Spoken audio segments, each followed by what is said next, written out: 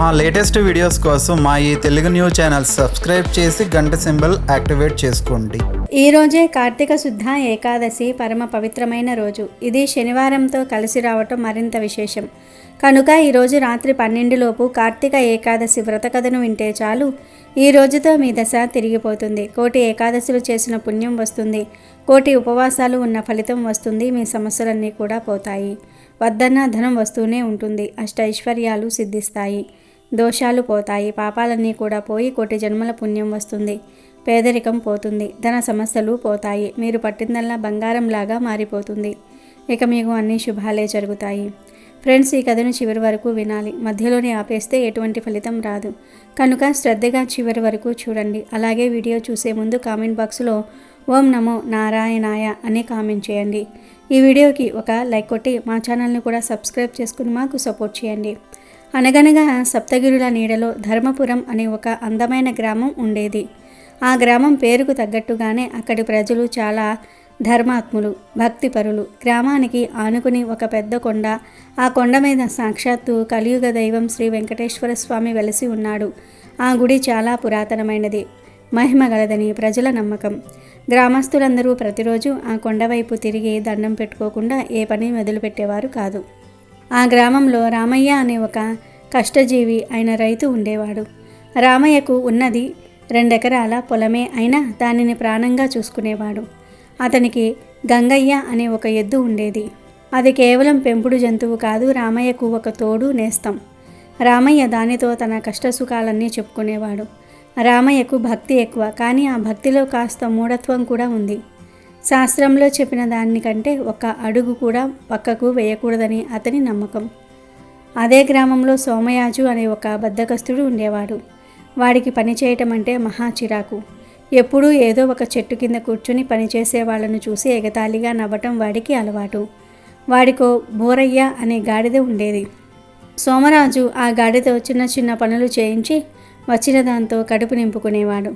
రామయ్య భక్తిని చూసి దేవుడు కష్టపడితే కరుణిస్తాడు, కానీ ఉపవాసాలు చేస్తే కాదు అని వెటకారంగా అంటూ ఉండేవాడు. అదే గ్రామంలో శాంతమ్మ అనే ఒక ఉండేది. ఆమెకు వయసు పైబడిన ఆమె మాటల్లో ఎంతో అనుభవం, జ్ఞానం తొణికిసలాడేవి. అందరూ ఆమెను ఎంతో గౌరవంగా శాంతమ్మ గారు అని పిలిచేవారు. అదే పవిత్రమైన కార్తీక మాసం. గ్రామం మొత్తం దీపకాంతులతో, భక్తి పారవస్యంతో నిండిపోతుంది. ముఖ్యంగా కార్తీక శుద్ధ ఏకాదశి సమీపిస్తుంది. ఆ రోజున ఉపవాసం ఉండి రాత్రంతా జాగరణ చేసి మరుసటి రోజు ద్వాదశి నాడు స్వామిని దర్శించుకుంటే సకల పాపాలు హరించి మోక్షం లభిస్తుందని ప్రతీతి. రామయ్య ఈసారి ఎలాగైనా సరే ఏకాదశి వ్రతాన్ని ఆచరించి తీరాలని గట్టిగా సంకల్పించుకున్నాడు. ఏకాదశికి ముందు రోజు రామయ్య తన పొలంలో వరి పంట కోతకు సిద్ధంగా ఉండటంతో ఆ పనిలో నిమగ్నమయ్యాడు. శాంతమ్మ అటుగా వెళ్తూ రామయ్యను చూసి, నాయనా రామయ్య, రేపు ఏకాదశి ఉపవాసం అంటున్నావు. ఈ రోజంతా ఇలా ఎండలో కష్టపడితే రేపు నీరసం వస్తుంది. ఒంటికి కాస్త విశ్రాంతినివ్వు అని సలహా ఇచ్చింది.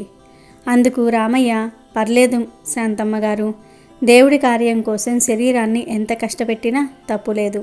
నా భక్తికి ఇదే పరీక్ష అని వినయంగా చెప్పాడు. అప్పుడే అటుగా వచ్చిన సోమరాజు, ఓహో, భక్తికి పరీక్ష, నీరసంతో పడిపోతే దేవుడు వచ్చి లేపుతాడా ఏంటి? కడుపు నిండా తిని దండం పెట్టుకో, అదే 10,000 అని నవ్వి వెళ్ళిపోయాడు. రామయ్య అతని మాటలను పట్టించుకోలేదు. కార్తీక ఏకాదశి రోజు రానే వచ్చింది. రామయ్య తెల్లవారుజామునే నిద్రలేచి నదిలో స్నానం చేసి కొండపై ఉన్న వెంకటేశ్వర స్వామి వారి గుడి వైపుకి తిరిగి నమస్కరించుకుని తన వ్రతాన్ని ప్రారంభించాడు. ఆ రోజు పొలంలో ఇంకా కొద్దిగా పని మిగిలి ఉండటంతో దాన్ని పూర్తి చేద్దామని పొలంలోనికి వెళ్ళాడు. గంగయ్యను నాగలికి కట్టి దున్నటం మొదలుపెట్టాడు. సూర్యుడు నడినెత్తికి వస్తున్నాడు. ఎండ తీవ్రతకు, ఆకలికి, దాహానికి రామయ్య శరీరం మెల్లగా బలహీనపడటం మొదలైంది. కళ్ళు బైర్లు కమ్ముతున్నాయి. అయినా పట్టు వదలకుండా పని చేస్తూనే ఉన్నాడు. మధ్యాహ్నం అయ్యేసరికి అతని వల్ల కాలేదు. తల గిర్రును తిరిగి అక్కడే ఉన్న వరిగడ్డి మీద స్పృహ తప్పి పడిపోయాడు. గంగయ్య తన యజమాని పడిపోవటం చూసి అంబా అంబా అని అరవటం మొదలుపెట్టింది. కానీ ఆ మధ్యాహ్న సమయంలో పొలాల వద్ద ఎవరూ లేరు. రామయ్య అలా స్పృహ లేని స్థితిలో ఉండగా అతనికి ఒక అద్భుతమైన కల వచ్చింది. చుట్టూ దట్టమైన చీకటి, అందులో నుంచి ప్రకాశవంతమైన వెలుగు.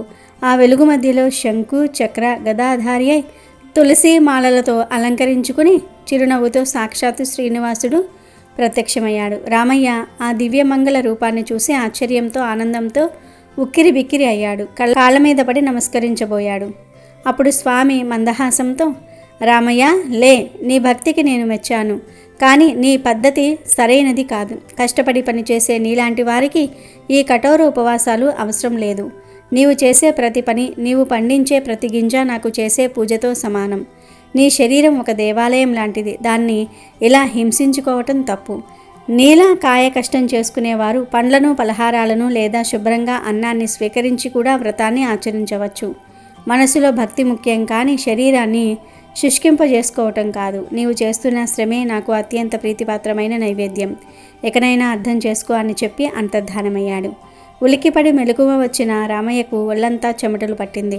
కలలో స్వామి చెప్పిన మాటలు అతని చెవుల్లో గిర్రుమంటున్నాయి. ఇది నిజంగా స్వామి చెప్పిన మాటేనా, లేక నా ఆకలి మంటలకు వచ్చిన భ్రమ అని ఆలోచిస్తూ ఉండగా తన పక్కనే ఒక చిన్న మూట, దానిలో కొన్ని ఉసిరికాయలు, ఒక నీటి పాత్ర కనిపించాయి. అతను ఆశ్చర్యపోయాడు.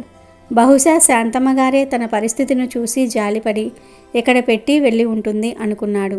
ఇక ఏమీ ఆలోచించకుండా స్వామి మాటను శిరసావహించి ఒక ఉసిరికాయ తిని కొంచెం నీళ్లు తాగాడు. వెంటనే అతనికి ప్రాణం లేచి వచ్చినట్లుగా అయింది. శరీరంలో కొత్త శక్తి పుంజుకుంది.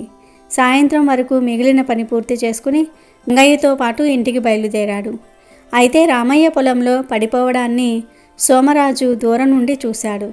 రామయ్య ఇంటికి వెళ్ళిపోగానే సోమరాజు మనసులో ఒక దుష్ట ఆలోచన పుట్టింది. రామయ్య ఈరోజు ఉపవాసంతో నీరసంగా ఉన్నాడు. రాత్రి జాగరణ కూడా చేయలేడు. అదనుగా రాత్రికి వాడి పొలంలోనికి చొరబడి కోసి కుప్పగా పోసిన వరిధాన్యాన్ని నా గాడిద బోరయ్య మీద వేసుకుని దొంగిలించాలి. ఎలాగూ ఏకాదశి రాత్రి కాబట్టి ఎవరూ బయట తిరగరు అని పథకం వేశాడు. మరోవైపు ఆ రాజ్యాన్ని పాలించే విక్రమసేనుడు అనే రాజు కూడా గొప్ప విష్ణు భక్తుడు. ఆయన కూడా ఆ రోజు ఏకాదశి ఉపవాసం చేస్తున్నాడు. రాత్రి పూజ ముగించుకుని నిద్రకు ఉపక్రమించగా ఆయనకు కూడా ఒక కల వచ్చింది. కలలో వెంకటేశ్వర స్వామి కనిపించి, రాజా, నీ రాజ్యంలో నా భక్తుడొకడు అమాయకమైన భక్తితో తనను తాను కష్టపెట్టుకుంటున్నాడు. మరొకడు తన సోమరితనంతో పాపపు కార్యానికి ఒడిగట్టబోతూ ఉన్నాడు. ధర్మానికి అధర్మానికి మధ్య ఒక చిన్న పరీక్ష జరగబోతోంది. నీవు మారువేషంలో వెళ్ళి కొండ కింద ఉన్న రామయ్య పొలం వద్దకు వెళ్ళు, నీకే అంతా అర్థమవుతుంది అని చెప్పి మాయమయ్యాడు. రాజు వెంటనే మేల్కొని తన కలకు అర్థమేమిటో తెలుసుకోవాలని కొందరు సైనికులతో మారువేషంలో బయలుదేరాడు. అర్ధరాత్రి సమయం. గ్రామం మొత్తం నిశ్శబ్దంగా ఉంది. సోమరాజు తన గాడిద బూరయ్యతో కలిసి మెల్లగా రామయ్య పొలానికి చేరుకున్నాడు. వరిధాన్యం బస్తాలను గాడిద మీదకు ఎక్కించటం మొదలుపెట్టాడు. కానీ అక్కడే కట్టివేసి ఉన్న రామయ్య ఎద్దు గంగయ్య ఈ దొంగతనాన్ని చూసి గట్టిగా అరవటం మొదలుపెట్టింది. సోమరాజు దాన్ని అదిలించినా అది ఆపలేదు. ఇదే సమయంలో రామయ్యకు తాను తిన్న ఉసిరికాయ, తాగిన నీళ్ల వల్ల వ్రతభంగం అయిపోయిందేమోనని మనసులో ఏదో తెలియని అపరాధ భావన మొదలయ్యింది. స్వామి కలలో చెప్పింది నిజమే అయినా నేను నియమం తప్పాను. దీనికి ప్రాయశ్చిత్తంగా ఇప్పుడే వెళ్ళి కొండపై ఉన్న స్వామిని దర్శించుకుని క్షమించమని వేడుకుంటాను అని నిశ్చయించుకుని ఒక కాగడ చేతపట్టుకుని పొలాల మీదుగా కొండవైపు బయలుదేరాడు. అదే దారిలో శాంతమ్మ కూడా రామయ్య పరిస్థితి ఎలా ఉందో అని ఆందోళనతో ఒక లాంతరు పట్టుకుని అతని ఇంటికి రాగా అతను ఇంట్లో లేకపోవడంతో పొలం వైపు వెళ్ళి ఉంటాడని అటుగా బయలుదేరింది. ఇప్పుడు రామయ్య పొలం వద్ద ఒక నాటకీయమైన దృశ్యం ఆవిష్కృతమైంది. సోమరాజు వరి బస్తాలను ఎత్తుతూ ఉండగా గంగయ్య గట్టిగా అరుస్తోంది. గాడిద బోరయ్య ఆ బరువుకు, గంగయ్య అరుపులకు బెదిరి ముందుకు కదలనని మంకుపట్టు పట్టింది. ఇంతలో కాగడా వెలుగులతో రామయ్య అక్కడికి చేరుకున్నాడు. తన ధాన్యాన్ని దొంగిలిస్తున్న సోమరాజును చూసి నిర్ఘాంతపోయాడు. ఓరి దుర్మార్గుడా, నా కష్టాన్ని దోచుకుపోతావా అని గట్టిగా అరిచాడు. ఇద్దరి మధ్య వాగ్వాదం మొదలైంది. సరిగ్గా అప్పుడే లాంతరు వెలుగులో శాంతమ్మ, మారువేషంలో ఉన్న రాజు, సైనికులు అక్కడికి చేరుకున్నారు. రాజు అసలు విషయం గ్రహించాడు. ఆయన తన సైనికులకు సోమరాజును పట్టుకోమని ఆజ్ఞాపించాడు. సోమరాజు దొరికిపోయి రాజు కాళ్ళ మీద పడి క్షమించమని వేడుకున్నాడు. రాజు అప్పుడు రామయ్య వైపు తిరిగి, రామయ్య, నీ పొలంలో దొంగతనం జరుగుతుందని నీకెలా తెలిసింది అని అడిగాడు. రామయ్య జరిగిందంతా చెప్పాడు. తాను ఉపవాసంతో పడిపోవటం, కలలో స్వామి కనిపించి పలహారం తీసుకోమని చెప్పటం, అయినా మనసులో ఏదో వెలితితో స్వామి దర్శనానికి బయలుదేరటం అంతా వివరించాడు. అది వినగానే రాజు ఆశ్చర్యపోయి, రామయ్య, నీవు చెప్పింది అక్షరాలా నిజం. నా కలలో కూడా స్వామి కనిపించింది. ఇక్కడ జరగబోయే అన్యాయాన్ని ఆపమని నన్ను ఇక్కడికి పంపాడు అని చెప్పి తన మారువేషం తీసివేశాడు. అందరూ రాజును చూసి ఆశ్చర్యపోయారు. శాంతమ్మ అప్పుడు నవ్వి, చూశావా రామయ్య, దేవుడు ఎక్కడున్నాడో. నీ అమాయక భక్తిని సరిదిద్దడానికి, సోమరాజు దుర్బుద్ధిని బయటపెట్టడానికి, రాజు గారికి ధర్మాన్ని నిలబెట్టే అవకాశం ఇవ్వడానికి ఆ ఏడుకొండలవాడే ఈ నాటకం ఆడించాడు. నీవు పడిపోయినప్పుడు నేను నీ దగ్గరకు రాలేదు. నీకు ఉసిరికాయలు ఇచ్చింది కూడా నేను కాదు. బహుశా ఆ మాయల మరాఠీ అయిన శ్రీనివాసుడే ఎవరో ఒకరి రూపంలో వచ్చి నీకు సహాయం చేసి ఉంటాడు అంది. అందరికీ అంతా అర్థమైంది. రామయ్యకు తన భక్తిలోని మూఢత్వం తొలగిపోయి అసలైన జ్ఞానం కలిగింది. కష్టపడి పనిచేయటమే నిజమైన పూజ అని గ్రహించాడు. రాజు సోమరాజుకు శిక్షగా 1 నెల రోజుల పాటు రామయ్య పొలంలో ఉచితంగా పనిచేసి శ్రమ విలువ తెలుసుకోమని ఆజ్ఞాపించాడు. ఆ రోజు నుండి ధర్మపురం ప్రజలు కార్తీక ఏకాదశి వ్రతాన్ని మరింత శ్రద్ధగా కానీ వివేకంతో ఆచరించడం మొదలుపెట్టారు. కష్టపడి పనిచేసేవారు ఆహారం స్వీకరించి వ్రతం చేయవచ్చునని, మనసులోని భక్తి, చేసే పనిలోని నిజాయితీ ముఖ్యమని తెలుసుకున్నారు. రామయ్య పొలంలోని వరి పంట సంవత్సరం రెట్టింపు దిగుబడిని ఇచ్చింది. గంగయ్య ఎప్పటిలాగే రామయ్యకు తోడుగా నిలిచాడు. సోమరాజు కూడా కష్టపడి పనిచేయటం నేర్చుకుని మంచివాడిగా మారాడు. ఆ గాడిద బోరయ్య కూడా సోమరాజుతో పాటు పొలం పనులకు సహాయం చేయటం మొదలుపెట్టింది. ఆ విధంగా ఒక కార్తీక ఏకాదశి ఆ గ్రామంలోని ఎందరికో జ్ఞానోదయం కలిగించి ధర్మాన్ని నిలబెట్టింది. ఈ కథలోని ప్రధాన నీతి ఏమిటి అంటే, నిజమైన భక్తి అనేది శరీరాన్ని కఠినమైన ఉపవాసాలతో, నియమాలతో హింసించుకోవటంలో లేదు. మనసులో ఉండే నిర్మలమైన శ్రద్ధతో మరియు మనం చేసే పనిలోని నిజాయితీతో ఉంటుంది. కష్టపడి చేసే పనే భగవంతుడికి చేసే గొప్ప పూజ. భగవంతుడు మన శక్తికి మించిన పరీక్షలను పెట్టడు. మన ఆరోగ్యాన్ని, మన బాధ్యతలను విస్మరించి చేసే గుడ్డి భక్తిని ఆయన కోరుకోడు. మనసులో భక్తి ఉంటే పరిస్థితులకు అనుగుణంగా ఆహార నియమాలను పాటిస్తూ కూడా వ్రతాన్ని ఆచరించవచ్చు. దేవుడు మనసును చూస్తాడు కానీ కఠినమైన ఆచారాలను కాదు.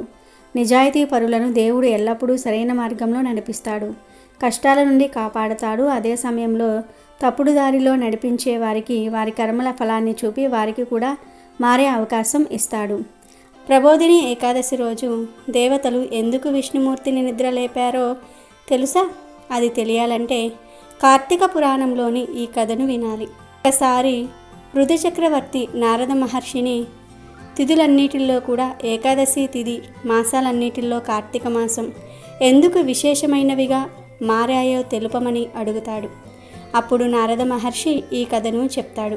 పూర్వం శంకుడు అనే ఒక రాక్షసుడు ఉండేవాడు.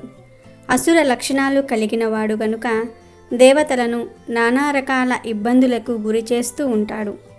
దేవలోకాన్ని ఆక్రమించుకొని అక్కడి నుంచి దేవతలందరినీ తరిమివేస్తాడు. దాంతో వాళ్ళంతా కూడా వాడి కంటికి కనిపించకుండా మేరు పర్వత గృహంలో తలదాచుకుంటారు. వాళ్ళ కోసం శంకుడు గాలిస్తూనే ఉంటాడు. దేవతలను నమ్మకూడదు, వేదాల ద్వారా వాళ్ళు మళ్ళీ శక్తివంతులై తనపై దాడి చేసే అవకాశం లేకపోలేదని అనుకుంటాడు. అందువలన వేదాలనేవి లేకుండా చెయ్యాలని నిర్ణయించుకుంటాడు. అయితే దేవతలు ఆ వేదాలు ఆ అసురుడి కంట కనపడకుండా సముద్రంలో దాచిపెడతారు. శంకుడికి అనుమానం వస్తుంది. నీటి యందు వేదాలను దాచి ఉంటారనే ఉద్దేశంతో సముద్రంలోనికి దిగేసి వెతకటం మొదలు పెడతాడు. ఎంతగా వెతికినా అవి కనిపించకపోవటంతో నిరాశ చెందుతాడు. వాళ్ళు తప్పనిసరిగా నీటి యందే దాచి ఉంచి ఉంటారు. అవి దొరకకుండా తాను బయటకు వెళ్ళకూడదని సముద్ర గర్భంలో వెతుకులాట సాగిస్తూ ఉంటాడు. శంకుడు సముద్ర గర్భాన ఉండటంతో దేవతలంతా మేరు పర్వత గుహంలో నుంచి బయటకు వస్తారు. బ్రహ్మదేవుడు వెంటరాగా అంతా కలిసి వైకుంఠానికి వెళ్తారు. ఆ సమయంలో స్వామి యోగనిద్రలో ఉంటాడు. అది కార్తీక శుద్ధ ఏకాదశి కావటంతో మంగళ వాయిద్యాలను మ్రోగిస్తూ కీర్తిస్తూ స్వామిని యోగనిద్ర నుంచి మేల్గొల్పుతారు. అప్పుడు స్వామి నిద్రలేచి కార్తీక శుద్ధ ఏకాదశి రోజున తనను పూజించిన వారికి సకల శుభాలు చేకూరుతాయని అభయమిస్తాడు. వైకుంఠానికి వెళ్ళి విష్ణుమూర్తి దర్శనం చేసుకున్న దేవతలు శంకుడి ఆగడాలను గురించి వివరిస్తారు. వేదాలకు ఆపద వాటిల్లనున్నదని చెప్తారు. వేదాలను దక్కించుకోవడానికి శంకుడు సముద్ర గర్భంలో వెతుకుతున్నాడని అంటారు. అప్పుడు శ్రీ మహావిష్ణువు శంకుడి గురించి ఆందోళన చెందవలసిన అవసరం లేదని, వాడి సంహారానికి సమయం ఆసన్నమైనదని దేవతలతో చెప్తాడు. శంకుణ్ణి అంతం చేయడానికి తాను మత్స్య రూపాన్ని ధరిస్తున్నానని అంటాడు. మత్స్యావతార ప్రయోజనం అదేనని చెప్తూ అక్కడి నుంచి అదృశ్యమవుతాడు. కశ్యప మహర్షి సూర్యుడికి ఆర్జమిస్తూ ఉండగా ఆయన దోసిల్లోనికి చేపపిల్ల వస్తుంది. ఆ చేపపిల్లను వెంటనే ఆయన తన కమండలంలో వేస్తాడు.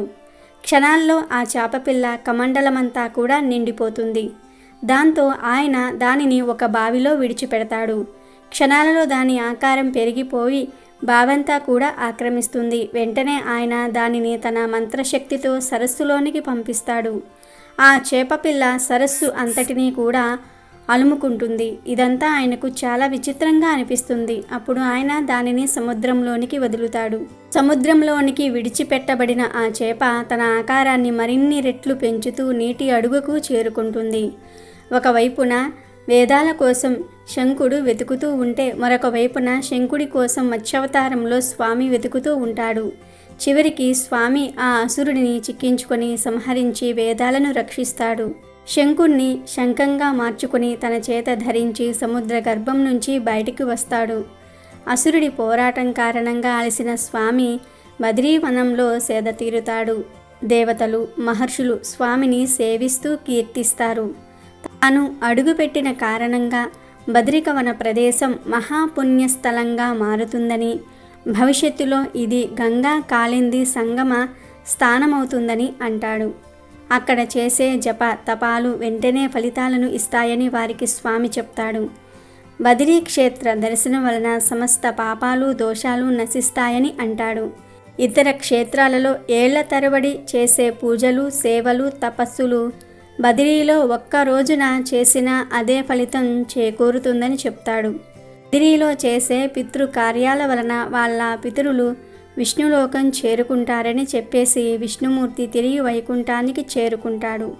ఈ దర్శనం వలన ఎంత పుణ్యం కలుగుతుందో కార్తీకంలో ఈ కథను వినటం వలన అంతటి ఫలితమే కలుగుతుందని పృథు చక్రవర్తితో నారదుడు చెప్తాడు. కార్తీక శుద్ధ ఏకాదశిని ప్రబోధన ఏకాదశి, బృందావన ఏకాదశి అనే పేరుతో పిలుస్తారు. ఆషాఢ శుద్ధ ఏకాదశి రోజున పాలకడిలో యోగనిద్రకు ఉపక్రమించిన శ్రీ మహావిష్ణువు కార్తీక ఏకాదశి రోజునే మేల్కుంటాడని పురాణ కథనం. కార్తీక శుద్ధ ఏకాదశికే బోధన ఏకాదశి, దేవ ప్రబోధిని ఏకాదశి, ఉద్ధాన ఏకాదశి అని పేర్లు. తొలి ఏకాదశి రోజున శయనించిన శ్రీ మహావిష్ణువు ఈ ఏకాదశి రోజున యోగనిద్ర నుంచి మేల్కునే రోజు కాబట్టి ఇది ఉద్ధాన ఏకాదశి అయ్యింది. దీనినే హరిబోధిని ఏకాదశి అని కూడా అంటారు. తొలి ఏకాదశి నాడు ప్రారంభమైన చాతుర్మాస్య వ్రతం ఈ ఏకాదశితో ముగుస్తుంది. మహాభారత యుద్ధంలో భీష్ముడు ఈ ఏకాదశి నాడే అస్త్ర సన్యాసం చేసి అంపశయ్య మీద శయనిస్తాడు. యాజ్ఞవల్క మహర్షి ఈ రోజునే జన్మించారు. ఈ రోజున ఉపవాసం ఉండి విష్ణువును పూజించి రాత్రి జాగరణ చేయాలి. మర్నాడు ద్వాదశి గడియలు ఉండగానే విష్ణు పూజ చేసి పారాయణ చేసి భోజనం చేసి వ్రతాన్ని ముగించాలి. ఈ ఏకాదశి రోజున చేసే విష్ణు పూజలకు కోటి జన్మల పుణ్య ఫలితాన్ని పొందవచ్చు. కాబట్టి ఈ ఏకాదశి నాడు తప్పకుండా విష్ణుమూర్తిని కానీ వెంకటేశ్వర స్వామిని కానీ పూజించండి. ఈరోజు పూజ చేసే ఆడవారు తలస్నానం చేసి ఇల్లంతా పసుపు నీళ్లు చల్లుకుని ఇంట్లో స్వామివారికి పూజ చేయాలి. స్వామివారికి అత్యంత ప్రీతికరమైన వాటిల్లో తులసి దళాలు ఒకటి. కాబట్టి మీ పూజ గదిలో ఉన్న స్వామివారి పటం ముందు కొన్ని తులసి దళాలను పెట్టి స్వామివారికి దీపారాధన చేయండి. ఈ రోజున నువ్వుల నూనెతోనే దీపారాధన చేయాలి. ముఖ్యంగా స్వామివారి పూజలో ఒక పిండి దీపాన్ని వెలిగిస్తే ఇంకా మంచిది. అప్పుల సమస్యలతో బాధపడేవారు ఈరోజు 11 యాలకులను ఒక దారానికి గుచ్చి ఒక యాలకుల మాలను తయారు చేసి ఆ యాలకుల మాలను స్వామివారి పటానికి వేయండి. ఈ రోజున స్వామివారికి యాలకుల మాలను సమర్పిస్తే అప్పుల సమస్యలన్నీ కూడా తొలగిపోతాయి. ఇక స్వామివారికి నైవేద్యంగా ఒక బెల్లం ముక్కను నివేదించండి. ఇంకా ఏకాదశి స్వామివారిని పూజించేటప్పుడు ఓం గోవిందాయ నమః అనే మంత్రాన్ని చదువుతూ పూజ చేయండి. చివరిగా స్వామివారికి హారతి ఇచ్చి నమస్కారం చేసుకోండి. ఈ ఏకాదశి రోజున బ్రహ్మాది దేవతలందరూ విష్ణులోకం చేరుకొని విష్ణు కీర్తనలతో కర్పూర హారతులతో శ్రీ మహావిష్ణువును మేలుకొలుపుతారు. కాబట్టి ఈ ఏకాదశి రోజున విష్ణు స్వరూపమైన వెంకటేశ్వర స్వామి వారికి హారతి ఇవ్వటం వల్ల అకాల మృత్యు దోషం తొలగిపోతుందని నమ్మకం. ఏకాదశి రోజున పూజ చేసేవాళ్ళు మీ పూజ గదిలో అక్షింతలను పెట్టి పూజ పూర్తయిన తర్వాత ఆ అక్షింతలను మీ పర్సులో పెట్టుకుంటే మీ ఇంట్లో డబ్బు ప్రవాహం పెరుగుతుంది. ఈ విధంగా కార్తీక ఏకాదశి నాడు ఇంట్లో పూజ చేసుకుని సాయంత్రం సమయంలో వెంకటేశ్వర స్వామి వారి ఆలయానికి వెళ్ళి మట్టి ప్రమిదలో నెయ్యి దీపం వెలిగించి స్వామివారిని దర్శించుకోండి. స్వామివారి ఆలయానికి వెళ్ళలేని వాళ్ళు మీ పూజా గదిలోనైనా సరే నెయ్యి దీపం వెలిగించవచ్చు. ఈ విధంగా కార్తీక ఏకాదశి రోజున వెంకటేశ్వర స్వామి వారిని పూజిస్తే కోటి ఏకాదశులకు పూజ చేసిన ఫలితం వస్తుంది కనుక తప్పనిసరిగా ఈరోజు అందరూ ఇంట్లో పూజ చేసుకోండి. అలాగే ఈ కార్తీక ఏకాదశి నాడు తులసి చెట్టును పూజించిన వారికి కోటి జన్మల పుణ్యఫలం లభిస్తుంది. ఈరోజు ఉదయం సూర్యోదయ సమయంలో కానీ లేదా సాయంత్రం సూర్యాస్తమయ సమయంలో కానీ తులసి కోట ముందు నెయ్యి దీపం వెలిగించి తులసి చుట్టూ 3 ప్రదక్షిణాలు చేసి తులసి మాతకు నమస్కారం చేస్తే మీ మనసులో ఏది కోరుకున్నా సరే అది ఖచ్చితంగా నెరవేరుతుంది. లక్ష్మీదేవి అనుగ్రహంతో మీ ఇల్లంతా ఐశ్వర్యంతో నిండిపోతుంది. అంతేకాదు ఈ ఏకాదశి రోజున శ్రీ మహావిష్ణువు రావి చెట్టులో కొలువై ఉంటాడని భావిస్తూ ఉంటారు. కాబట్టి ఈ ఏకాదశి రోజున రావి చెట్టుకు చెంబుడు నీళ్లు పోసి రావి చెట్టుకు ప్రదక్షిణాలు చేస్తే కోరిన కోరికలన్నీ కూడా నెరవేరుతాయి. అన్నిటికన్నా ముఖ్యంగా ఈ ఏకాదశి నాడు విష్ణు స్వరూపమైన తాబేలు విగ్రహాన్ని మీ ఇంటికి తెచ్చుకొని మీ పూజా గదిలో పెట్టుకుంటే మీ ఇంట్లో ఉన్న డబ్బు కష్టాలన్నీ కూడా తొలగిపోతాయి. విష్ణుదేవుని ఆశీర్వాదంతో విపరీతమైన డబ్బు మీ ఇంటికి వరిస్తుంది. అలాగే ఈరోజు విష్ణుమూర్తిని ప్రసన్నం చేసుకోవాలంటే అన్నిటికన్నా ముఖ్యంగా ఉండాల్సింది ఏమిటో తెలిపే ఈ పురాణ కథను వింటే చాలు సకల ఐశ్వర్యాలు సిద్ధిస్తాయి. పూర్వం కాంచీపురాన్ని ఒక చోళరాజు పరిపాలిస్తూ ఉండేవాడు. ఆ రాజు ప్రజలను ఎంతో ప్రేమగా చూస్తూ ధర్మబద్ధమైన పాలనను అందిస్తూ ఉండేవాడు. అనునిత్యము విష్ణుమూర్తిని అర్చించేవాడు. ఒక రోజున ఆయన విష్ణుమూర్తి ఆలయానికి వెళ్ళి బంగారు పుష్పాలతో స్వామివారి పాదాలను పూజిస్తాడు. ఆ తరువాత ఆ ఆలయంలోనే కొంతసేపు ఉంటాడు. ఆ సమయంలో విష్ణుదాసు అనే పేరు గల ఒక బ్రాహ్మణుడు ఆ ఆలయానికి వస్తాడు. స్వామి దర్శనం చేసుకొని తాను తెచ్చిన తులసీ దళాలతో స్వామిని పూజిస్తాడు. అది చూసిన చోళరాజుకు ఆవేశాలు కలుగుతాయి. నేను బంగారు పుష్పాలతో స్వామిని పూజిస్తే వాటిని కప్పివేసేలాగా తులసీ దళాలతో పూజ చేస్తావా అని రాజు విష్ణుదాసుపై మండిపడతాడు. అంతేకాదు పేదవాడికి అంతకంటే ఏమి చేతనవుతుంది? వాళ్లకు భక్తి అంటే ఎలా తెలుస్తుంది? వాళ్ళల్లో అసలైన భక్తి ఎందుకు ఉంటుంది అంటూ రాజు హేళనగా మాట్లాడతాడు. అప్పుడు విష్ణుదాసు రాజుతో, అయ్యా, మీరు ఏదైతే పుణ్యాన్ని ఆశించి పూజ చేశారో నేను కూడా అది ఆశించే నాకు తెలిసిన విధంగా పూజించానని అంటాడు. దానికి చోళుడు ఇలా అంటాడు, పుణ్యం రావడానికి ఆలయాలు నిర్మించాలి, యజ్ఞాలు యాగాలు చేయాలి, పుణ్యం కోసం నువ్వు అవన్నీ చేయగలవా అంటూ దురుసుగా మాట్లాడతాడు. విష్ణుదాసు కంటే తానే అసలైన భక్తుడని ఆ రాజు అందరికీ తెలిసేలాగా చేయాలనుకుంటాడు. ఇక రాజు మన ఇద్దరిలో ఎవరికి విష్ణుమూర్తి దర్శనం లభిస్తుందో చూద్దాం అనేసి అక్కడి నుంచి వెళ్ళిపోతాడు. అక్కడి వాళ్ళందరికీ చోళుడి ధోరణి తప్పుగా అనిపించినా రాజు గనుక మౌనంగా ఉండిపోతారు. చోళుడి అహంభావాన్ని పట్టించుకోకుండా విష్ణుదాసు స్వామివారి పూజపై దృష్టి పెడతాడు. విష్ణు సాన్నిధ్యం త్వరగా పొందాలనే ఉద్దేశంతో చోళరాజు గయక్షేత్రానికి చేరుకుంటాడు. అక్కడ దాన ధర్మాలు చేస్తూ యజ్ఞయాగాలు చేస్తూ ఉంటాడు. విష్ణుదాసు మాత్రం తన గ్రామంలోని విష్ణుమూర్తి ఆలయాలలో అనునిత్యం ఆయనకు పూజాభిషేకాలు నిర్వహిస్తూ ఉంటాడు. మాఘ కార్తీక మాసాల్లో మరింత శ్రద్ధతో దైవారాధన చేస్తూ ఏకాదశి ఉపవాసాలు చేస్తూ కాలం గడుపుతూ ఉంటాడు. ఒకసారి ఆయన ఉపవాస దీక్షను విరమించి భగవంతుడికి నివేదన చేసిన అన్నం తినాలని అనుకుంటాడు. కానీ భగవంతుడికి నివేదన చేసిన అన్నం పెట్టిన చోట కనిపించదు. భగవంతుడికి నివేదన చేసిన అన్నం కనిపించకపోవటంతో ఆయన ఆశ్చర్యపోతాడు. అన్నం ఏమైపోయింది? ఆశ్చర్యంగా ఉంది. పాత్రతో పాటు మాయమైపోయింది. ఎవరు తీసుకుని వెళ్ళి ఉంటారు అని ఆలోచిస్తాడు. ఆ తరువాత కాసిన్ని మంచినీళ్లు త్రాగేసి ఆ రోజంతా కూడా విష్ణుదాసు ఉపవాసమే ఉండిపోతాడు. ఆ మరుసటి రోజు కూడా ఇలాగే జరుగుతుంది.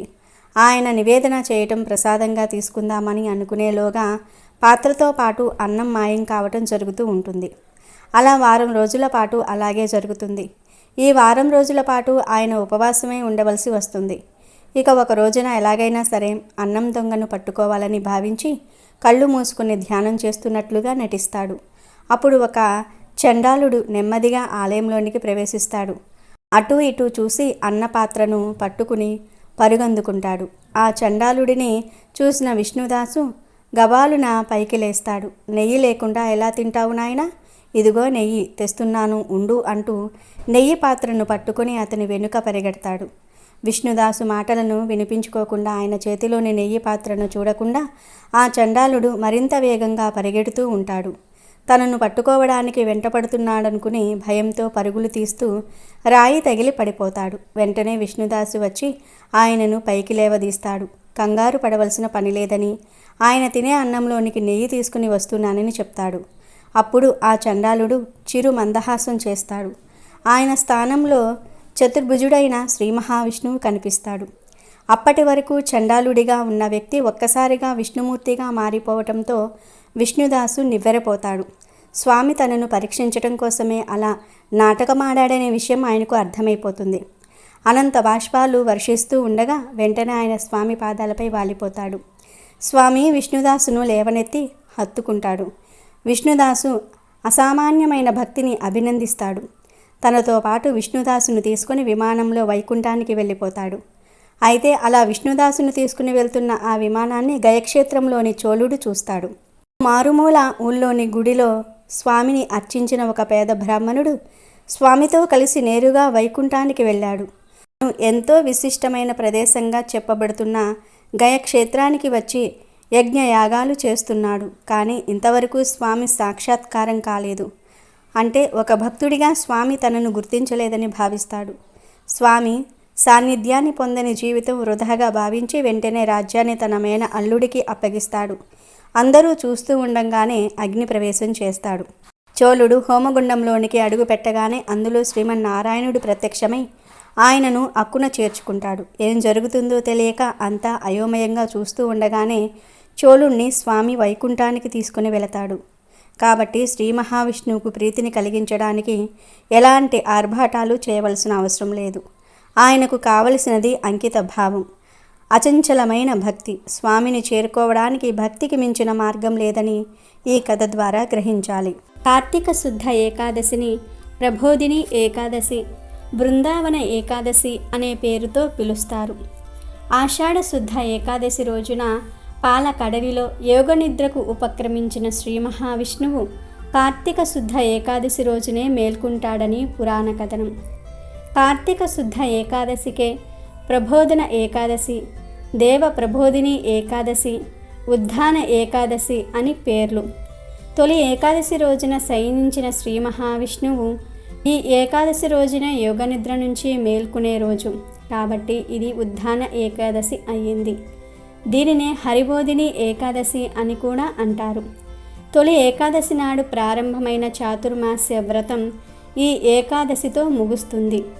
మహాభారత యుద్ధంలో భీష్ముడు ఈ ఏకాదశి నాడే అస్త్ర సన్యాసం చేసి అంపశయ్య మీద శయనించాడు. యజ్ఞవల్క మహర్షి ఈ రోజునే జన్మించారు. ఈ రోజున ఉపవాసం ఉండి విష్ణువును పూజించి రాత్రి జాగరణ చెయ్యాలి. మర్నాడు ద్వాదశి గడియలు ఉండగానే విష్ణు పూజ చేసి పారణ చేసి అంటే భోజనం చేసి వ్రతాన్ని ముగించుకోవాలి. ఒకసారి ధర్మరాజు కృష్ణుడితో శ్రీకృష్ణ పరంధామ కార్తీక శుక్ల ఏకాదశి పేరు ఏమిటి? ఆ ఏకాదశి మహత్యం తెలుపమని ప్రార్థించాడు. దానికి శ్రీకృష్ణుడు ధర్మరాజా, బ్రహ్మదేవుడు నారద మహర్షికి వివరించిన ఈ ప్రబోధిని ఏకాదశి గురించి పూర్తిగా చెప్తాను, శ్రద్ధగా విను అని ఇలా చెప్పటం ప్రారంభించాడు.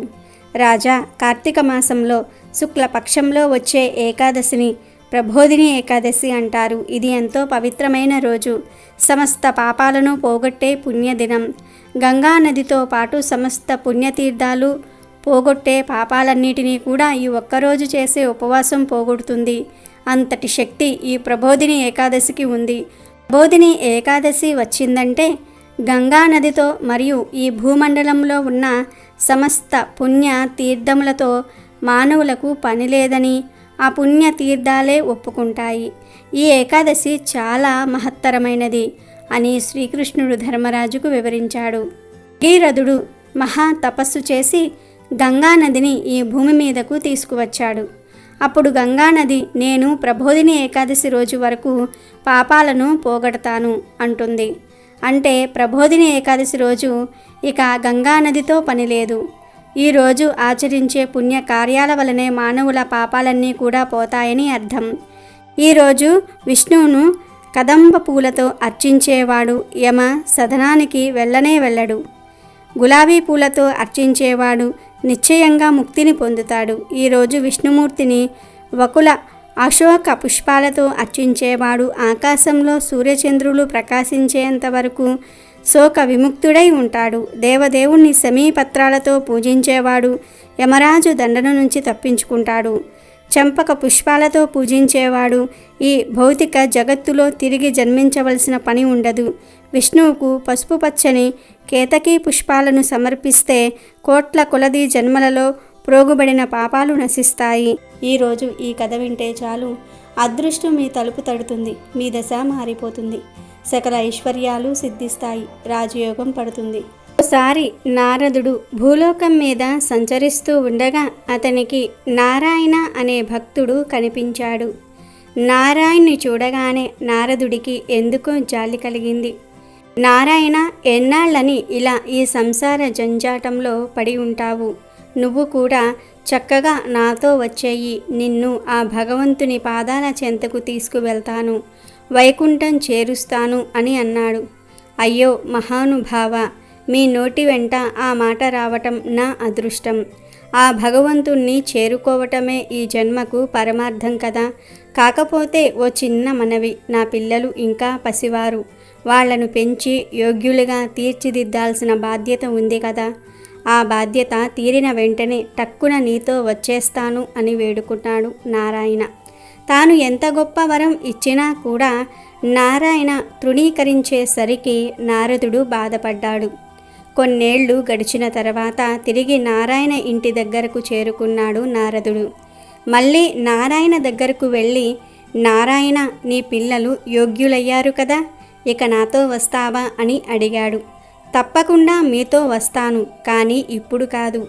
ఇప్పుడిప్పుడే నా వంశం వృద్ధి చెందుతోంది. కాస్త నా మనవళ్లను మనవరాళ్లను తనివి తీరా చూసుకుంటాను. కొద్ది సంవత్సరాలు గడిచాక ఇక నేను లేని లోటు కూడా వారికి తెలియదు. అప్పుడు మీతో తప్పకుండా వచ్చేస్తాను అన్నాడు నారాయణ. నారదుడు మరోసారి భంగపడి బాధపడి తన దారిన తాను వెళ్ళిపోయాడు. అని తను వరాన్ని ఇస్తానన్న విషయం గుర్తుంచుకొని కొన్నేళ్ల తర్వాత తిరిగి నారాయణ దగ్గరకు వెళ్ళాడు. కానీ ఆ ఇంట్లోకి అడుగు పెట్టగానే నారాయణ అప్పటికే మరణించాడన్న విషయం తెలిసింది. ఇక నారాయణ ఏ దేహంలో ఉండి ఉంటాడో అని ఆలోచిస్తూ నారదుడు అక్కడి నుంచి వచ్చేస్తూ ఉండగా మునివర్యులకు ప్రణామం అన్న మాటలు వినిపించాయి. వెనక్కి తిరిగి చూస్తే ఏముంది, నారాయణ ఆ ఇంటి కుక్కగా జన్మించాడని అర్థమైపోయింది. నారద మహర్షి, నా కోసం మీరు తిరిగి వచ్చినందుకు శతకోటి వందనాలు. కాకపోతే చిన్న మాట, ఆ పిల్లలు అంతులేని సంపద చేతికి రావటంతో చాలా అశ్రద్ధగా ఉంటున్నారు. అందుకే ఈ ఇంట్లోని సంపదను దొంగలు దోచుకుపోకుండా ఈ ఇంటిని రాత్రింబగళ్ళు కాపాడుకుంటూ వస్తూ ఉన్నాను. నా పిల్లలకు కాస్త జాగ్రత్త తెలుస్తుందన్న నమ్మకం కలగ్గానే నిమిషం కూడా ఆలస్యం చేయకుండా మీతో వచ్చేస్తాను అంటూ ప్రాధేయపడ్డాడు. నారదుడు మళ్ళీ నిరాశతో అక్కడి నుంచి వెళ్ళిపోయాడు. అలా కొన్నాళ్ళు గడిచాయి. మళ్ళీ నారాయణ ఉండే ఇంటికి వెళ్ళాడు నారదుడు. కానీ అక్కడ కుక్క కనిపించలేదు. కొద్ది రోజుల క్రితమే అది చనిపోయిందని తెలిసింది. అది తిరిగి ఏ జన్మ ఎత్తిందా అని యోచిస్తూ నారదుడు ఆ ఇంటి వెనుక ఉన్న పొలంలో తిరుగుతూ ఉండగా మునివర్యులకు ప్రణామం అన్న సుపరిచితమైన గొంతుక వినపడింది. అటు ఇటు చూడగా గడ్డివాము చాటున మునగదీసుకుని ఉన్న పాము రూపంలో నారాయణ కనిపించాడు.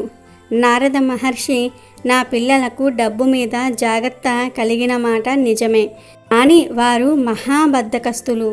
ఎప్పుడో గాని పొలంలోనికి అడుగు పెట్టరు. ఈలోగా నానా రకాల జీవాలన్నీ పొలంలోని ధాన్యరాశులను ఆరగించేస్తూ ఉన్నాయి. అదను చూసుకొని పక్క పొలంలోని వారు కూడా ఇక్కడి ధాన్యాన్ని తస్కరిస్తూ ఉన్నారు, అంటే దొంగిలిస్తూ ఉన్నారు. అందుకే నా పొలానికి అడ్డంగా ఇక్కడిక్కడే తిరుగుతూ ఉన్నాను.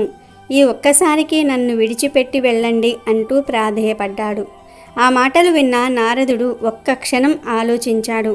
నారాయణ ఆశాపాశాలకు అంతే లేకుండా పోయిందని గ్రహించాడు.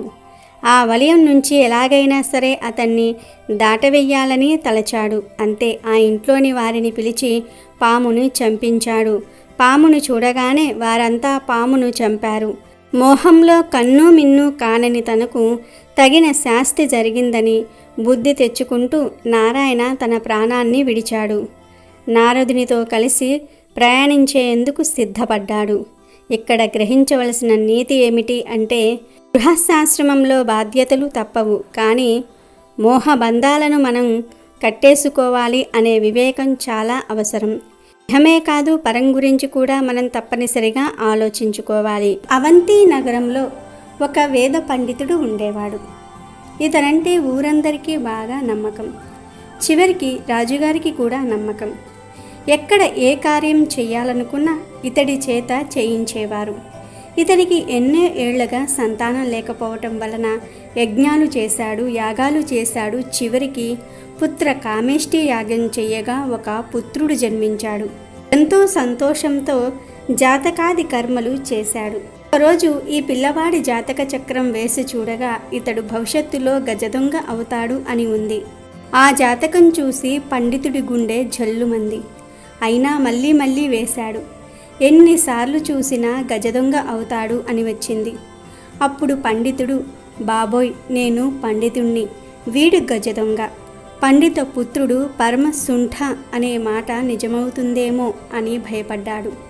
ఇంతలోనే మనసును అదుపులోకి తెచ్చుకుని, వీడి జాతకాన్ని మార్చలేము కానీ మనసును అదుపు చెయ్యాలి, ఎలా ఎలా ఎలా అని ఆలోచించి ఆ రోజు నుండి పిల్లాడికి రామాయణ, భారత, భాగవతాలు, గరుడ పురాణం లాంటి పురాణాలు బాగా చెప్పాడు.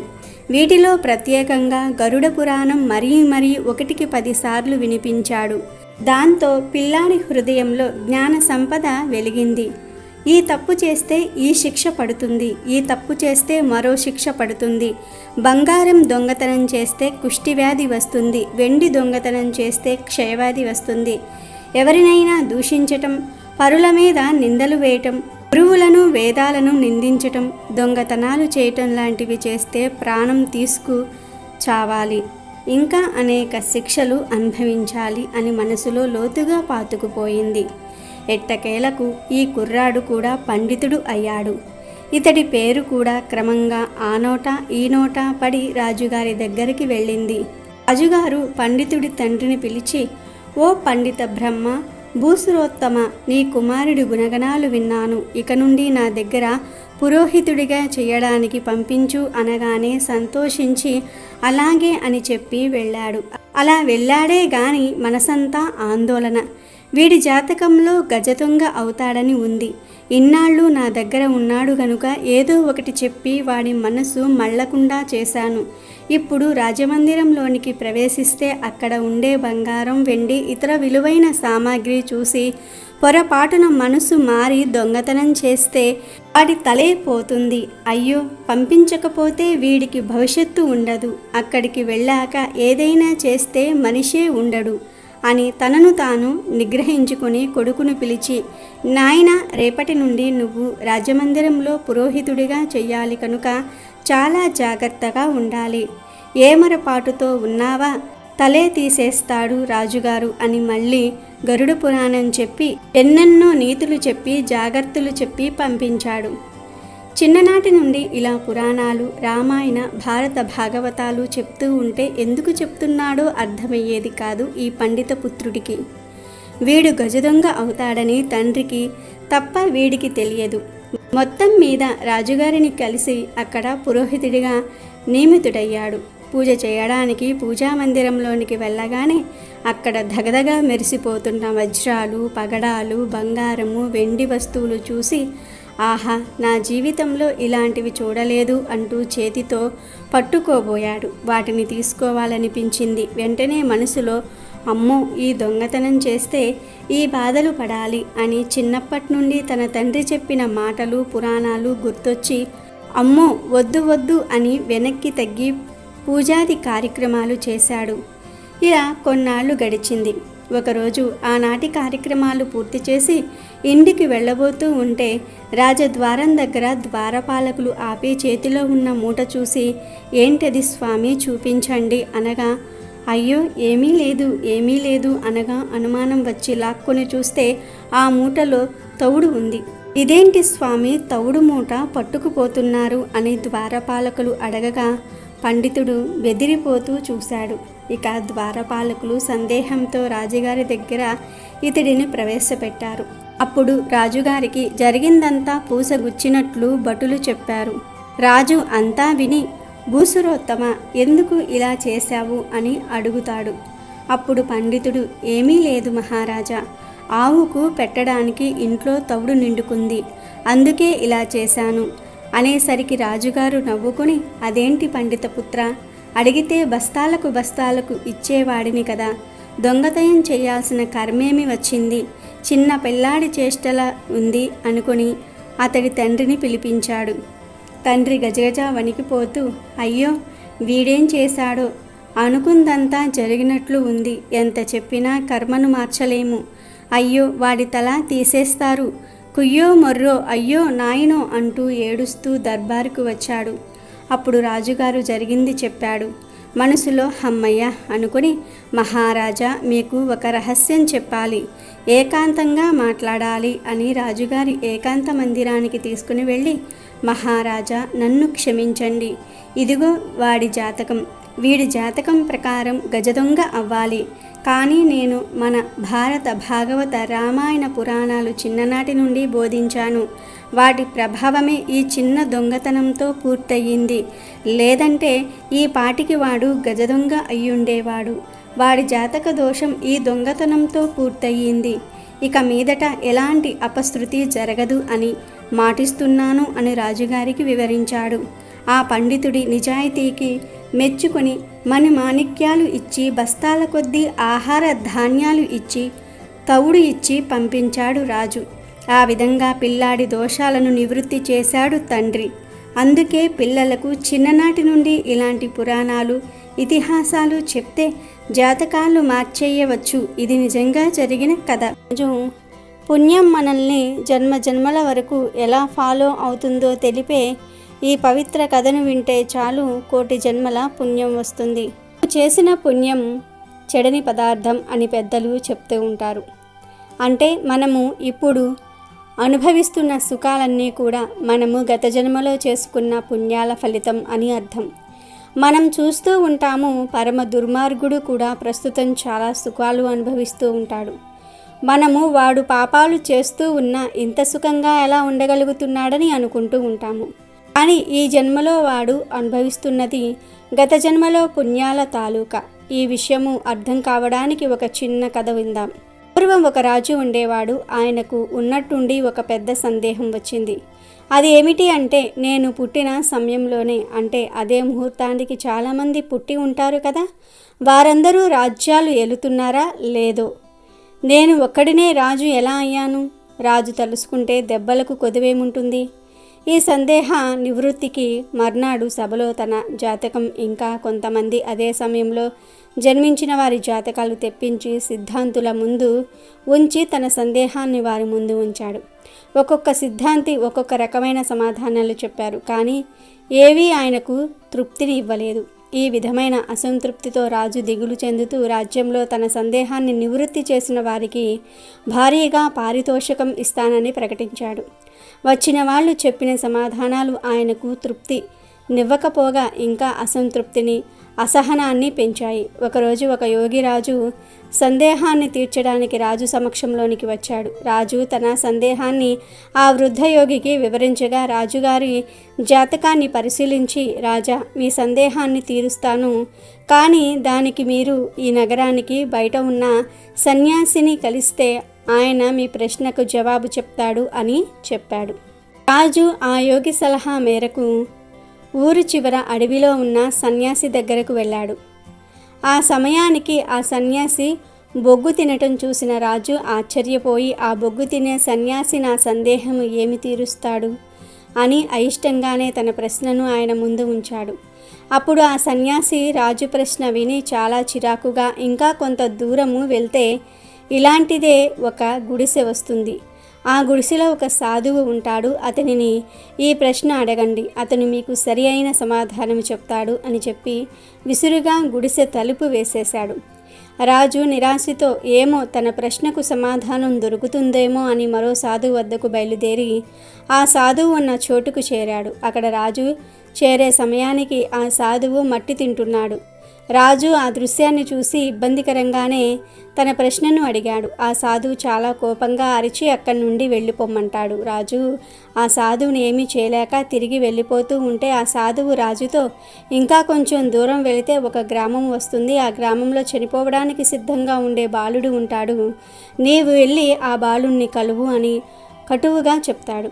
రాజుకు ఇదంతా అగమ్య గోచరంగా ఉంది. అయినా తన సందేహ నివృత్తి కోసము ఆ బాలుణ్ణి కలవాలని నిశ్చయించుకుని ఆ గ్రామము చేరి చనిపోవడానికి సిద్ధంగా ఉన్న బాలుణ్ణి కలిసి తన సందేహాన్ని ఆ బాలుడి ముందు ఉంచుతాడు.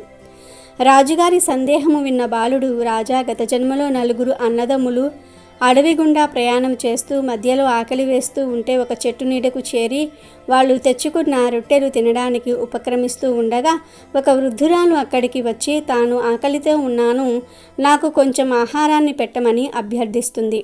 ఆ 4 మొదటివాడు కోపంగా, నీకు ఆహారాన్ని ఇస్తే నేనేమి తినాలి, బొగ్గులు తినాలా అని కోపంగా అరుస్తాడు. ఆ వృద్ధురాలు 2వ వాడిని అడిగితే వాడు, పోమ్మ, నీకు ఆహారం ఇస్తే నేను మట్టి తినాలి అని వెటకారంగా విసుక్కుంటాడు. ఆ వృద్ధురాలు 3వ వాడిని కూడా ఆహారాన్ని పెట్టమని అడుగుతుంది. అప్పుడు ఆ 3వ వాడు కోపంగా ఆ వృద్ధురాలితో, ఏం ఇప్పుడు తినకపోతే చస్తావా ఏమిటి, పోపో అని చాలా ఏసగింపుగా మాట్లాడతాడు. ఆ వృద్ధురాలు ఆ 4వ వాడిని తినడానికి ఏదైనా పెట్టమని అడుగుతుంది.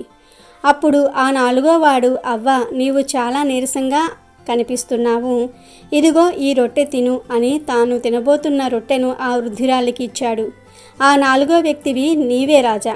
మొదటి వ్యక్తి బొగ్గు తినాలా అని కోపగించుకున్నాడు. ఆ వ్యక్తే ఇప్పుడు సన్యాసిగా పుట్టి బొగ్గు తింటున్నాడు. ఇక నీకు రొట్టె ఇస్తే నేను మట్టి తినాలి అని వెటకారంగా చేసిన ఆ వ్యక్తే ఇప్పుడు సన్యాసిగా పుట్టి మట్టి తింటున్నాడు. రొట్టె తినకపోతే చస్తావా అన్న వ్యక్తిని నేనే, అందుకే ఇప్పుడు చస్తున్నాను అని చెప్పి ఆ బాలుడు ప్రాణాలు విడిచాడు. జరిగిన సంగతులను ఆ రాజు తనను పంపిన యోగి దగ్గరకు వెళ్ళి చెప్పి వివరణ అడుగుతాడు. అప్పుడు ఆ యోగి, రాజా, నీవు తెలుసుకోవలసిన ఆశ్చర్యకరమైన విషయం ఏమిటి అంటే ఆ 4 ఒకే తల్లికి పుట్టిన బిడ్డలు. వారిలో ఆ 4వ వాడు చేసిన పుణ్య ఫలితముగా ఈ జన్మలో నీవు రాజుగా జన్మించావు. మిగిలిన వారు వారి వారి కర్మానుసారము, ఒకడు బొగ్గులు తింటూ, మరొకడు మట్టి తింటూ, మరొకడు చావుకు సిద్ధంగా ఉండి నీకు విషయము చెప్పి చనిపోయినాడు. కాబట్టి మనము గతములో చేసిన పుణ్యము వృధా కాదు అని రాజుకు వివరించి ఏ విధమైన పారితోషికం రాజు నుండి స్వీకరించకుండా వెళ్ళిపోతాడు. దానం సంపద వంటిది కనుక అందరికీ పంచితే ప్రతిఫలంగా అది పుణ్యాన్ని అందిస్తుంది. ఓ చెడ్డ మాట అప్పు లాంటిది కాబట్టి పూర్తిగా వడ్డీ కలిపి చెల్లించాల్సి వస్తుంది. కనుక మారుమూల కొండ ప్రాంతంలో ఒక యోగి తపస్సును, యోగ సాధనను చేస్తూ ఉండేవాడు. ఆయనను ఎంతో కాలం గమనించిన ఒక పశువుల కాపరి ఆయన వద్దకు కుతూహలంగా వెళ్ళి, స్వామి, మీరు ఏమి చేస్తూ ఉన్నారు అని అడిగాడు. అప్పుడు అతను తాను భగవంతుణ్ణి ప్రార్థిస్తూ ఉన్నాను అని చెప్పాడు. అప్పుడు ఆ పశువుల కాపరి, భగవంతుడు అంటే ఎవరు, ఆయన ఎక్కడ ఉంటాడు అని అడిగాడు. విద్యాగర్వంతో ఆ యోగి పశువుల కాపరిని చులకన చేసి, చెప్పినా అర్థం చేసుకునే తెలివి నీకు లేదు, నా సమయం వృధా చేయవద్దు అని ఆ పశువుల కాపరిని అక్కడి నుంచి పంపిస్తాడు. ఎన్నోసార్లు ఆ పశువుల కాపరి ఆ యోగిని ఇదే ప్రశ్న అడగసాగాడు. పశువుల కాపరి పదే పదే అడిగేసరికి ఆ యోగికి విసుగు కలిగి సమాధానం చెప్పదలుచుకున్నాడు. పదే పదే భగవంతుని గూర్చి అడుగుతున్న పశువుల కాపరి వైపు ఆ యోగి హేళనగా చూసి, నువ్వు కాసుకునే ఆ బర్రెలో దేవుడు ఉన్నాడు అని చెప్పాడు. పశువుల కాపరి ఆ బర్రెను నిజంగానే దేవుడని నమ్మాడు. అన్ని పశువులకు పెట్టే గడ్డి కాకుండా ఈ బర్రెకు ఎక్కువ పచ్చగా తాజాగా ఉన్న గడ్డిని పెట్టేవాడు. అన్ని బర్రెల కన్నా దీనికి ఎక్కువ తవుడును ఇతర పోషకాహారాన్ని అందించేవాడు. దాని దగ్గరే నిద్రించేవాడు, భక్తిగా పూజించేవాడు. కొద్ది రోజులలో ఆ బర్రె మునుపటి కన్నా ఆరోగ్యంగా అందంగా తయారయ్యింది. ఒకరోజు రాత్రి ఒక అద్భుతం జరిగింది. అది ఆ పశువుల కాపరి జీవితాన్నే మార్చేసింది. అర్ధరాత్రి జరిగిన ఆ అద్భుతం ఏమిటంటే, ఒకనాడు అర్ధరాత్రి పశువుల కాపరి నిద్రిస్తూ ఉండగా కుమారా అన్న పిలుపు వినబడింది. అతను ఆశ్చర్యపోయాడు. తాను పూజించే ఆ బర్రె నుంచే ఆ శబ్దం వస్తుందని తిరిగి చూశాడు. మళ్ళీ అదే కంఠం కుమారా అని వినబడింది. అతను తదేకంగా గమనించగా ఆ శబ్దం అతనిలో నుండే వస్తోందని గ్రహించి పులకరించిపోయాడు. అతని లోపల ఉన్న పరమాత్మ అతనితో మాట్లాడాడు. పశువుల కాపరి ఎన్నో సందేహాలకు సమాధానాలను తెలుసుకున్నాడు. ఆత్మస్వరూపాన్ని గ్రహించాడు. తనకు కలిగిన ఆ అద్భుతమైన అనుభవాన్ని వివరించడానికి యోగి దగ్గరకు బయలుదేరాడు. అల్లంత దూరం నుండి పశువుల కాపరి రాకను అమితాశ్చర్యంతో యోగి గమనించసాగాడు.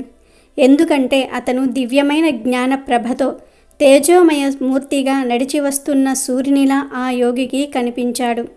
ఆ యోగిని సమీపించగానే పశువుల కాపరి ఆయనకు సాష్టాంగ నమస్కారం చేసి, స్వామి, మీరు చెప్పినట్టే నేను నా బర్రెను పూజించాను, భగవంతుని గనుగున్నాను అన్నాడు.